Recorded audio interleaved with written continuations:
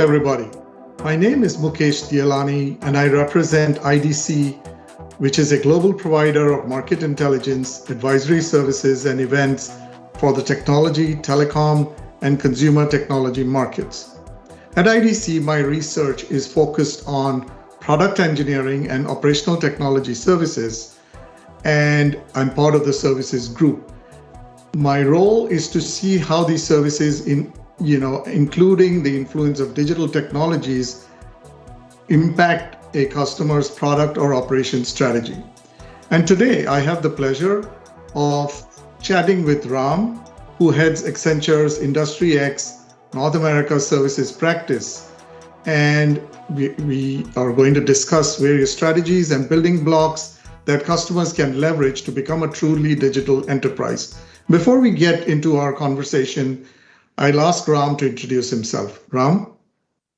Yeah, thanks for having me, Mukesh. I have a few roles in Accenture. I do, like what you said, Industry X for North America, and I am also the global lead for product and platform engineering services practice, which is heavily focused on pivoting customers into the world of platforms. So that's the two things I do inside the firm now. That's great. So, Ram, you and I have been having many conversations, and there is a lot of discussion regarding, as you said, platform engineering and digital engineering in the market. And based on my research and my observations, we have discussed these to represent a product or an engineering-led approach to create domain-specific software engineered solutions that are scalable, right? And this, as we discussed, is provided by, or rather supported by, robust cloud infrastructure and are built with the purpose to market products or services better, enhance customer experience, and manage large workloads with ease. And digital, on the other hand, represents the usage of new digital technologies such as IoT, AR, VR, Edge, and many software or new software methodologies such as DevOps, microservices, and others to modernize legacy infrastructure and infuse resiliency into product or any operations scenario. And customers really, in a post-pandemic world, are really looking for partners who can help them with in those areas. So when you talk to your existing or any new prospect clients, do you see it the same way? I mean, as customers go about modernizing their products and operations, are they strategizing in the correct manner? Do you think they're doing that and leveraging engineering and other technologies the way they should? Great question, Mukesh. And we have fundamentally a very different view on how this digital transformation is getting accelerated. And I will slice it into a couple of things, right? One is purely from a product side, which you nicely touched upon, right? So when you talk about a product business, when somebody, goes, our customers goes and builds a product. So there is a fundamental change that's happening in the journey, right? One, we talk about, so a few years back, software was eating the world. Now platforms are eating the world, right? So there is a fundamental shift on how products are getting designed, right? The way we see it is, the way you look at product design and, and product, build is completely getting different, right? Right from day one, you start thinking about what needs to be done at the hardware side, what needs to be done at the software side, and what needs to be really done inside the product, done outside the product, right? And the intelligence is more and more moving towards outside the product, right? So that is one part of, the core engineering part of the business, where there is what we call as a pivot to the platform world, right? Where the intelligence is moving to the software side. That is the first phase. Then the second phase is really whatever, we are moving into software, how do I really platformize it? And when I say platformizing, running on a cloud ecosystem, really exposing these interfaces like in the world of true platforms and, right, tapping the power of the ecosystems, right? That requires a different talent, different, technology architecture and different culture to get there, right? A lot of our customers who are in the pivot from hardware to software, the release cycles are different, right? The way they have to reimagine about their ecosystem is going to be different, right? What used to be your competition could be your best ecosystem partners, right? For us to do that, how do I really pivot, the hardware intelligence of the product into software get insane amount of knowledge once the product gets into the field. And you nicely touched upon operations and services, right? How do I collect data once the product is on the field and bring in insane amount of data insights and aftermarket, right? All those things can happen only when you really bring intelligence into the product and bring intelligence outside the product in the form of a platform. So that's one dimension of it. The second one, which is really happening in the industry and is getting accelerated, is while we all know everybody who's designing in the product, moving into the world of platforms, really leveraging this, has started a few years back. One thing that's really happening now in the industry is the typical CDIOs, the chief digital officers, chief information officers, are just not, a cost function anymore. They are really getting into this model of what I would be contributing to the business, how I'd be generating new sources of revenues, right? There is a transformation and bringing in what I would call as a platform-led thinking into IT, right? And many times we are seeing this now. It's now a technology driven business strategy, not a business strategy supported by technology, right? So technology has become a very core in this digital transformation, right? And I'm very convinced that the next wave of our digital transformation is going to be predominantly driven if you have the right platforms, right architecture. Enabling new businesses is going to become easier. So there is a shift from the CDOs and CIOs thinking. And that again, moves back to your point, the digital platforms, right? How do I really create the right architecture, really expose what I would normally would not expose, right, as APIs. And most important part, IT now started thinking everything like a product, right? Even the from the budgeting cycle to how to really connect these applications, connect the applications to the outside world, and build it at speed, right? What used to be like, from an economies or scale to economies or speed, economies of scale is going to be provided by the cloud. But how do I create a right platform architecture to get to the economies of speed, right? So that's the fundamental shift you are seeing. Products getting more digital, products transforming themselves into platforms, and most of the internal IT really bringing in a product-led thinking and moving it to platform. So that's the two fundamental things we are seeing very aligns with the role I play as part of Industry X and platform engineering, Mukesh. That is excellent. In many ways, for me, what you're also saying is that the siloed nature of the way, companies used to operate needs to go away, or rather those companies that are doing away with silos, integrating different business unit, either external or even, internal or external stakeholders coming together is really important, and leveraging the best of breed technologies, the new methodologies, taking learnings from engineering and applying it to IT, as you said.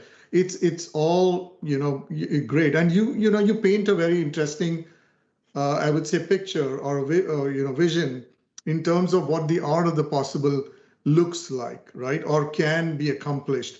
Now, if I was a customer at some level, I might be a little, wary of so many things that I might have to look at in one go. And there might be, I would assume that there are some challenges to take this, to transition from a current state to a future state. And it could include, issues related to budgets, to change management issues, and, talent, perhaps, who knows. And so in your experience, what do you see your clients struggle with?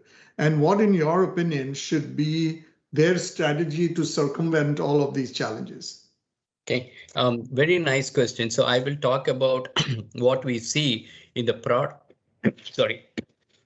in the product-led thinking, which I'm talking about, right? In the platform-led thinking, which is really disintermediating how the CIOs and the CDOs organization are thinking. And yeah, you touched upon a few critical points. We look at it from a 3 dimensions, right? Number one is there is a fundamental, rethinking about how business treats IT and how IT really starts responding to business, right? The function of IT is not anymore to keep lights on, right? The function of IT is really bringing in the next stages of innovation, and that's bringing in the product, right? If you treat IT as a product, you see a lot of innovation coming in. So where are the hiccups? One, moving from an order taker to really be part of this whole thing. There's a fundamental change in the product management, right? So product management as a functionality definitely is going through a sea change, from a CIO organization. In many of our customers, CDO, CIO organization, they don't even have an established product management function, right? So that's number one.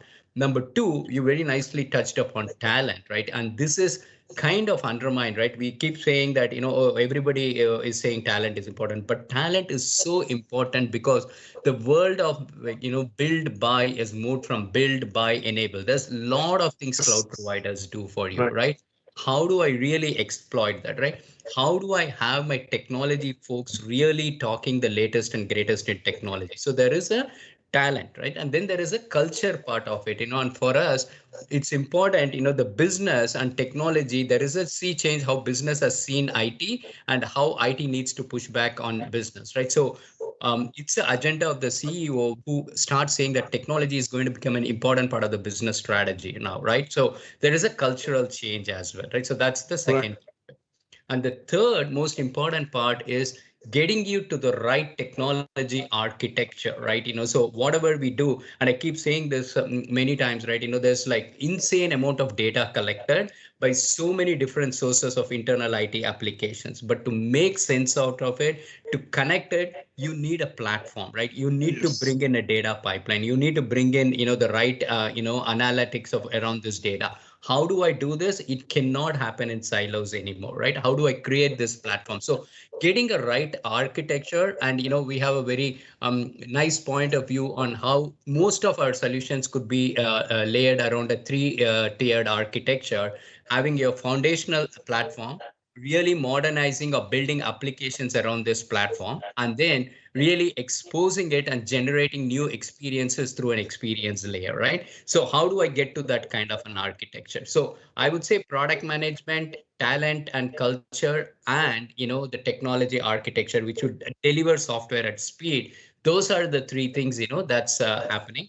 And the last thing I want to also touch upon is, the way budgeting happens, right? It used to be you have an, AOP cycle. Since IT was a cost function, right? At the beginning of an year, you have a budget and, they were doing some feature development, and that's how it used to happen. Now, IT is innovating, right? And it's you have to start treating them like a product, right? So product, the speed at which they do, and not everything could be successful, right? How do I have some kind of discovery cycles? Fail fast approach is how the budgeting should work, right? That is what we keep telling as the three kinds of stuff, right? Once you decide, hey, this is something you want to implement, right? Let's go do it on an agile model. See whether do it like in a 90-day cycle budgeting, see whether it is yielding the right results, have a feedback from the customer, right? Whether it's going to generate new sources of revenues. Then what we would classify that as keep, and then have a long-term budget for that, right? Then there are things which you would see that at the end of 90 days, this is not the right thing to invest in, kill it. And there is another one which we would call as pivoting, right? There's like things which it is partly working, but you need to innovate a little more. So you have another 90-day budget cycle before committing longer duration and larger amount of dollars, right? So right from budgeting change is there, culture talent change is there, and as I talked about, technology and product management. Right, perfect. And I think that it just it makes me think that one of the things I've seen is and then just an associated question and response to your guidance is sometimes I see clients have a very short-term focus view of how they want to implement transformation. So they and therefore in your opinion, how do you separate a tactical view versus a strategic view? As I said, clients who are investing for short-term gains that are not tied to a strategic roadmap that is working towards an ultimate vision, in terms of differentiating themselves in the market with very, products that have very strong customer affinity. So if from that point of view, what would your guidance be to them, right? In the sense, this short-term strategy does work because that's what the market demands, and at the same time, they need to be looking at the longer picture as well. what would in your experience, or based on your experience, what would your guidance be to them?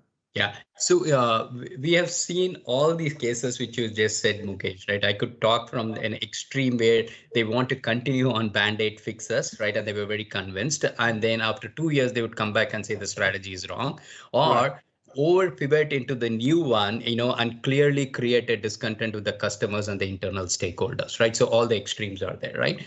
So back to your question, ideal world is if you have a green field, none of your problems exist, right? You can do it right the first time, right? And Yes. that's not the practical world. That's not the reality. So what we would advise our customers, and we have seen this multiple times, right? So the way we would do it is, what I talked about, the technology architecture, operating model, talent changes, that needs to happen in parallel, right? So we typically say that, hey, there's a foundational layer which you need to effectively build on cloud. Let's assume for a minute you are not on cloud today, right? You are moving into cloud, but just that migration is not sufficient enough, right? For you to really get to a platform-led thinking. So build that foundational components, right? And we call it, right, and multiple firms have started adapting this as well. The Lego blocks that wouldn't be needed. It could be the data platform layer. It could be the CI/CD layer, anything that really helps you to build software at speed and Right. really bring in this analytics, right? So that's one part of it. That you have to anyway build it, right? Then you start modernizing your existing applications, right? And then I would say that typically you bucket in three categories. There is a 30% of your application which is so legacy, even touching it is not worth it, right? You need to only have an ingress and egress and somehow make you talk to that foundational layer. Then there is second part of 30% of the application which you have built over the last few years or last 1 year. These applications are already on the right kind of technology stack. How do I quickly modernize it? Then there is a third 30%, which is where majority dollars go. These are very critical applications to really make a business impact.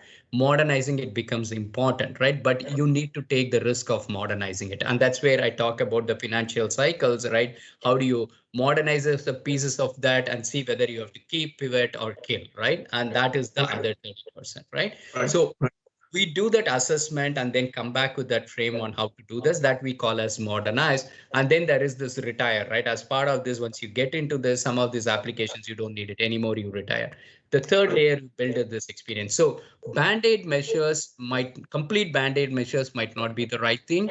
Over pivoting also might not be the right thing, right? So the way we always advise is, you have a business to run, right? But build this foundational layer, which is what eventually is going to be your heart of your system. And how do I do this? That's on the technology. Talent, culture, and product management are really, things which needs to happen in parallel, right? You cannot continue to have your engineering, folks, or the, IT folks developing applications on old technology stacks, right? They need to start exploiting the cloud, right? How do I do that? How do we train them? And then the business IT conversations, what we call as digital dexterity. So once the digital dexterity stuff is there between the business and IT, the business would start appreciating what IT is delivering. IT would start appreciating what business would really be requesting, why the speed is required, right? So that's the thing, Mukesh. Right. And it's so clear, right? Different business units within the enterprise need to come together, start collaborating. They need to do away with silos, as I alluded to earlier, and they need to have a very clear, thought out approach in, what do they address first based on their business or technology needs, and, how do they go embark on that roadmap journey to reach that end state vision, which then at some point will be redefined as you go along. So, another question that I had, and maybe just changing gears a little bit, is you did talk about talent, and you talked about processes, you talked about culture. One of the things I've seen is that for many enterprises today, I think COVID made us realize that none of the businesses were technically, you could say resilient. There was no business that was not impacted, right? And it kind of made us realize that we need to invest more in technology, or the right kind of investments in technology. At the same time, it made us step back and think that there is so much happening out there in new innovative technologies coming up, which we classify as digital, because it's a new way of doing things. But do we have the budgets to, spend on all of that technology? Do we have the budgets and the bandwidth to look for the talent and hire them and train them and retain them? Do we have the budgets to build those ecosystems? And and I think it's made everybody realize that we need to collaborate more, we need to cooperate more, and we need to co-innovate more, right? So from that point of view, maybe you can touch upon how, what benefits does Accenture bring to the table? What will a partnership with an Accenture bring, the benefits it will provide to your customers? Yeah, it's again a great question, Mukesh, because like I said, there used to be a part where you typically make a decision with whether you have to build this product or buy some components of the product, right? There was never a thinking about an enable part of it, right? Can I use some of this existing infrastructure to enable some of the key components of my software, right? So there is it's a decision of build, buy, and enable. So there are three components to it, right? And for me, and this is something, most of our customers have started embracing, right? And there is no other option. The cloud providers innovate like nobody else, right? Every morning, if you just go into AWS and looking at their new releases, you would find something new, right? And we were talking on Edge recently Right. with the AWS team. Everything that's available on the cloud, right? And a component of it is available on their outpost on the edge now, right? For AWS, right? It's they really run at speed. So we need to start seeing as an organization how to exploit some of these components, right? Building an ML algorithm from scratch is a nice thing to do. But why wouldn't I exploit, what Google offers, right? What Azure offers, what Azure ML offers, what AWS offers, right? So there is a fundamental change in the thinking of saying that, hey, let me keep on building it. But now I think there is a kind of, I see most of our customers quickly embracing this is start becoming cloud native. So when we think about cloud native, it's just not about understanding Kubernetes. It is just not about, understanding deployment. It is really about, understanding what the cloud can do for you, right? What the cloud providers are able to do for you. So that's the number one part of it. So that, that's one thing. The second part, when you said that, hey, it's just not about, the cloud providers. There's a lot of, for example, if I'm looking at integration, would I need to go write this kind of adapters or go work with a Workato or a Dell Boomi to make these integrations possible, right? How do I start enabling them? Same thing on the APIs, right? How would I start enabling with, third-party providers, right? So when we created an asset as part of this, because we were seeing that a lot of our customers struggle to stand themselves up on a platform, typically non-technology companies, right? So we have an asset inside Accenture, what we call as the My Product platform, very quickly helps in customers, getting onto a platform architecture, right? So the plumbing part, we avoid. So how do I bring in assets and accelerators to ensure that you focus on the business and ensure that underlying plumbing work is covered by some of these accelerators? So I would definitely, the way we have been advising customers is, right, build few things which you really think is important, which is core. Start, using like, startup software products, where you can enable a lot of things, Right. and then leverage what cloud does all the time for you, right? I don't think, competing with the cloud providers is the right option. Embracing them and then using them to accelerate your business value is the right thing for, that's the kind of, suggestions, advices we give our customers as location. Right. And I think that one of the things that is also important to be aware of is, the amount of investment, for example, and Accenture has put into, creating labs where your customers can come and co-experiment with you for solving new real life problems, right? And your experience in having worked with so many customers across so many domains, across so many geographies with different sizes of customers, the wealth of knowledge and experience that collectively you have created organically or inorganically within the company, I think is a great benefit. And to all of this is global, so it doesn't matter where the client is kind of sitting. So and I think that everything especially the cloud part, the differentiation that cloud investments and that cloud strategies and how you migrate or modernize anything that's, it could even be new, not necessarily legacy, but how do you constantly keep improving on that is critical. And you alluded to all of that. So if I have to summarize, one of the things if I have to summarize this conversation, the way I think a customer should approach it would be, to understand their current business and technology problems and define the time-bound end state of where they want to be. They could do this on their own, or they could work with you guys to, to understand, what the roadmap and the journey can look like. Then they need to figure out where they should invest with, in partners with such as yourselves in technology. Do they need to change their business models and to, advance those agendas? What do they need to do, as you said, keep in-house versus it could be something that's core. They might be really worried initially about their intellectual property, but they can definitely start a lot of activity and really speed time to market, speed time to monetization, advance a lot of those agendas by working with partners such as Accenture, and then work smartly to work towards that predefined end goal. And there's so much that's going on. There's so much you bring to the table. So in summary, any last minute thoughts that you have that you can say? So maybe I'll just ask you a question. Is what are perhaps the top 2 or 3 things that anybody who's listening or watching this video now should think of, or should do, or rather step back? And they could be at different levels of maturity in their roadmap, in the journey and all of, in terms of everything that we described, but maybe related to their competition, to the overall ecosystem. What are top 2 or 3 things that you might say, just think about it?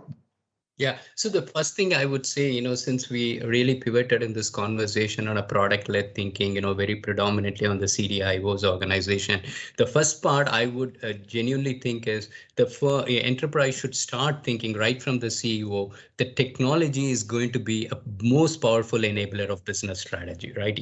And it's a technology-led business drivers, right? That's something, which needs to really fundamentally come from the top. This is super important. There is an industry experience, there is a business, there is a technology, right?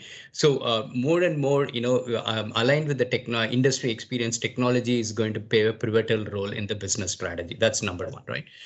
Number 2, the important part is moving away from a normal IT as a cost function to a product-led, or what I would call as a platform-led thinking. The products are moving into platforms. How you start thinking yourself as a platform organization, right? So that's the second part of it. Right. And towards that, I would think, the 3 things which I would definitely look at is redefining your talent and culture, really rethinking about, is this the right talent for us? Back to your point, is this a talent which I need to build or I need to partner with? So that's number 1, right? Number 2 is how do I really bring in functionalities which doesn't exist, like the product management functionality. So business and technology work together.